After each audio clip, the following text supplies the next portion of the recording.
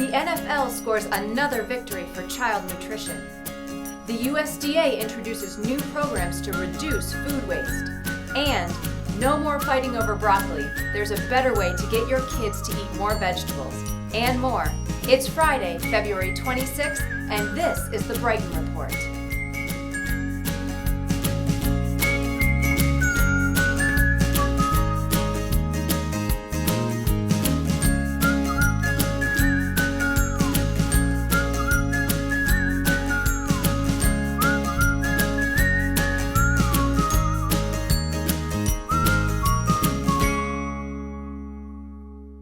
The season may be over, but the NFL scores another victory for more than 30 million children who rely on the National School Lunch and Breakfast Program.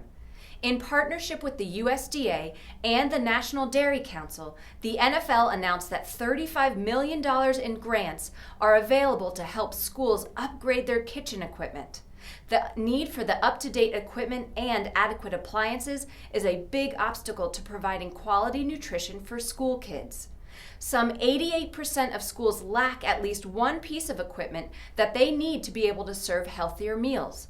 With better refrigeration and cooking equipment, schools will be able to replace fried foods with baked items, serve more dairy and fresh produce, and create new menu items like healthy smoothies.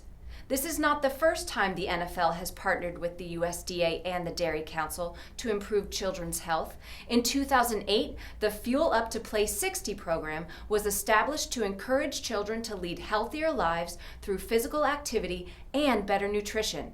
Fuel Up to Play 60 has helped to make child wellness part of the game plan in over 73,000 schools across the country.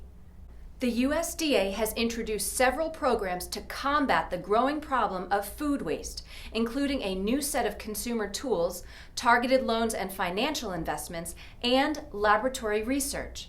The United States produces 430 billion pounds of food each year, making it one of the largest production systems in the world. That's the good news, but the bad news is that nearly 1/3 of the available food supply goes uneaten, an estimated $160 billion worth of food each year. Although it's difficult to measure the amount, retailers, consumers, and restaurants toss away a huge amount of good quality food that is beyond its best by or sell-by date. To combat this waste, the USDA's Food Safety and Inspection Service has updated its storage and labeling information to help consumers identify food that is safe to eat, even if it's past its sell-by date. The USDA, in partnership with Cornell University and the Food Marketing Institute, has also created the Food Keeper app, which offers users valuable storage advice about more than 400 different food and beverage items. With the app, you can note the date of purchase of your items and receive notification when they are nearing the end of the recommended storage time.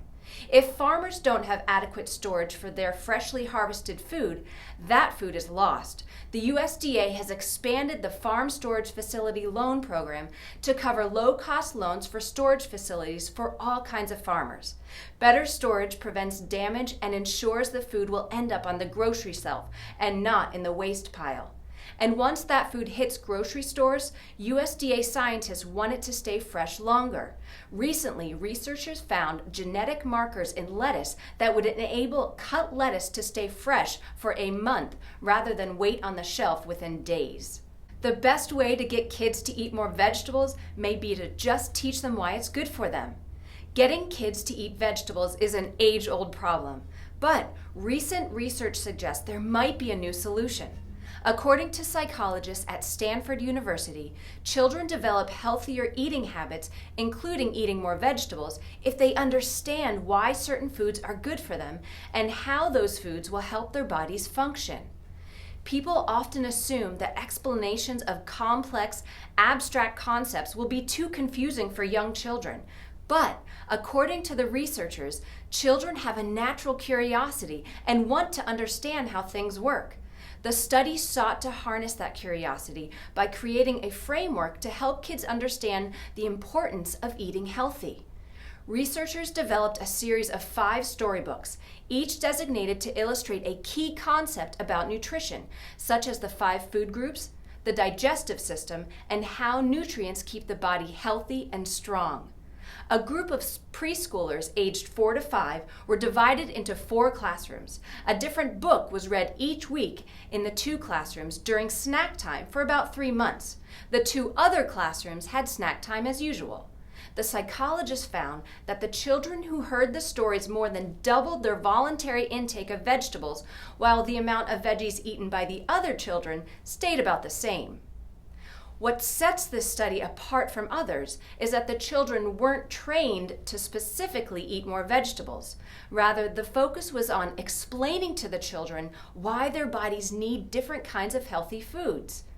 More research is needed to find out whether the gains in healthy eating would translate to other mealtimes, including at home, and, more importantly, how long they last. And that's the report for this week. Thanks for watching. I'm Lauren.